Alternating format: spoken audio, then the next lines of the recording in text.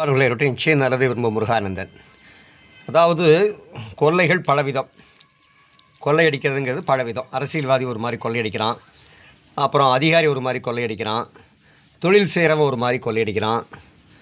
இப்படி ஆளாக விரோதமாக கொள்ளையடிக்கிறாங்க. ஆனால் அந்த கொள்ளை அளவாக இருந்தால் பரவாயில்ல, அளவுக்கு மீறி போகிறப்ப தான் அது தொல்லையாக போயிடுது.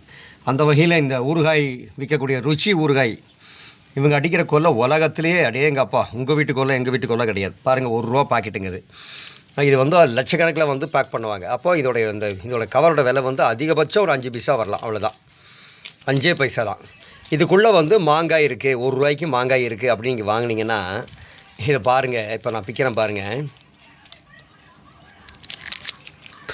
இங்கே பாருங்கள், ஊத்துறேன் பாருங்கள், உள்ளே என்ன இருக்குன்னு பாருங்கள், வெறும் தண்ணி பாருங்கள், அவ்வளோதாங்க, ஒரு புளி தண்ணிங்க. இது அதிகபட்சம் இதோட விலை ஒரு 10 பைசா போட்டுங்க, அவ்வளோதான். ஸோ இது 10 பைசா, இது 5 பைசா, 15 பைசா. கடைக்காரங்களுக்கு ஒரு 10 பைசா கொடுக்குறாங்க, 25 பைசா. கூலி அந்த கொண்டு போய் கொடுக்குறது, அதுக்கெல்லாம் இன்னொரு 10 பைசா போட்டால் 35 பைசா. 40 பைசாவே வச்சுக்கங்களேன், மீதி 60 பைசா லாபம். அப்போ ருசி ஊறுகாய் ₹1 வாங்கினோம்னா அவனுக்கு லாபம் 60 பைசா. அப்போது ஒரு நாளைக்கு சர்வசாதாரணமாக எல்லா டாஸ்மாக் கடை ப்ளஸ் வீடுகளில் எப்படி கூட்டி கழித்து பார்த்தீங்கன்னா ஒரு நாளைக்கு சர்வசாதாரணமாக ஒரு 10 லட்சம் ஊறுகாயில் சர்வசாதாரணமாக விற்றுரும். 10 லட்சம் ரூபாய்க்கு வியாபாரம் ஆயிரும்.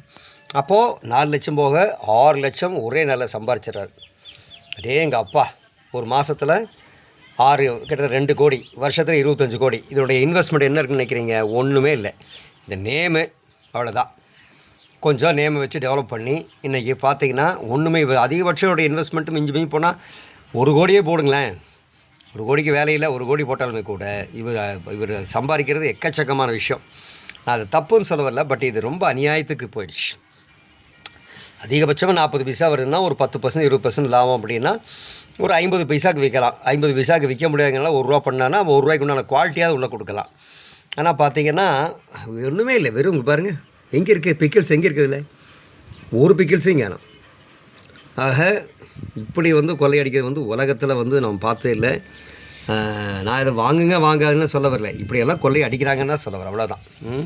பார்த்துக்குங்க. நன்றி, வணக்கம்.